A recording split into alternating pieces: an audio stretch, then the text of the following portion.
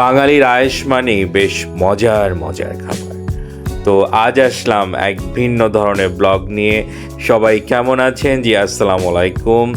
আপনারা ইতিমধ্যেই travel blog দেখেছেন, হোম ট্যুর ব্লগ দেখেছেন। আজকে এসছি জাস্ট রেসিপি নিয়ে। রেসিপিও না ঠিক, আমাদের মতো করে রান্না আমরা যেভাবে করি। নিয়ে এসছি দই চিকেন নিয়ে, তো দেখতে থাকেন। তো প্রথমে তো দেখলেন আসলে পেঁয়াজ তেলে দেয়া, দেন কিছু মশলা অ্যাড, যেমন এলাচ, দারচিনি, কালো গোলমরিচ, লবঙ্গ, তেজপাতা দিয়ে ভালো করে নেড়ে নেয়া। আসলে সব রান্নার শুরু কিন্তু প্রথমে এক। দেন চিকেনগুলো দিয়ে তেলে ভালো করে একটু ফ্রাই করে নেওয়া হচ্ছে। আসলে খুন্তির যত গুতোগুতি, আপনি যতই নাড়বেন খাবার ততই মজা হবে। ইউটিউবে আসলে আপনি নানা ধরনের রেসিপি পাবেন, সেটা দই চিকেন হোক অথবা দই কোরমা হোক। এটা আসলে আমরা আমাদের মতো করে করছি, এই জন্যই ভিডিওতে নিয়ে আসা। এখন বিভিন্ন বাটা মশলা অ্যাড করা হচ্ছে, সেটা আদা বাটা, রসুন বাটা, হালকা পেঁয়াজ বাটা, সেগুলো দিয়ে ভালোভাবে কষিয়ে নেওয়া হবে। তো এখন বিভিন্ন মশলা অ্যাড করে দেয়া, জিরার গুঁড়া, ধনিয়ার গুঁড়া, মরিচের গুঁড়া। তো যেহেতু এটা দই চিকেন, তো এখানে আসলে হলুদের গুঁড়াটা ইউজ করা হয় নাই। আসলে প্রচলিত কথা, আপনি যত বেশি কষাবেন আপনার রান্না কিন্তু ততই মজা হবে। তো প্রতিটি রান্না, প্রতিটি হাতে কোনো না কোনো টেকনিক থাকে। তো এই জন্যই আমরা অনেক সময় বলি মায়ের হাতের রান্না অথবা ওই রান্নাটা অনেক ভালো ছিল। তো এখন আপনারা দেখছেন দই অ্যাড করে দেয়া। এখানে কিন্তু একটু কাঁচামরিচ বাটা ছিল এই দইয়ের সাথে, কিশমিশ বাটা ছিল। তো এগুলো দিয়ে এখন ভালোভাবে কষিয়ে নেওয়া হচ্ছে।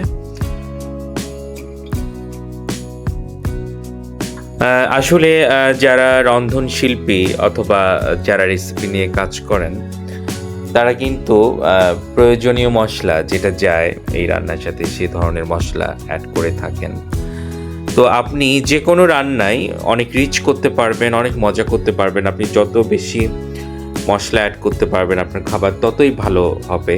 তবে যে কোনো মশলাই তো আর অ্যাড করা যাবে না, অন্তত আপনার এই রান্নাটার সাথে মিলিয়ে যে মশলাগুলো যায়। তো এখন একটু দুধে ধোয়া পানি যেটা দেয়া হচ্ছে, এই পানিতে গুঁড়ো দুধ মিক্সড ছিল।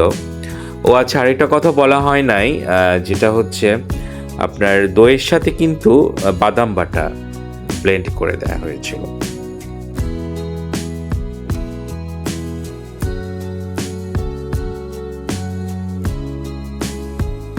একটু লাস্টের দিকে এসে আপনার কাঁচামরিচ দেওয়া হলো, লঙ্কা। আসলে শেষের দিকে যখন আপনি কাঁচামরিচ দিবেন তার কিন্তু ফ্লেভারটা খুব সুন্দর আসে।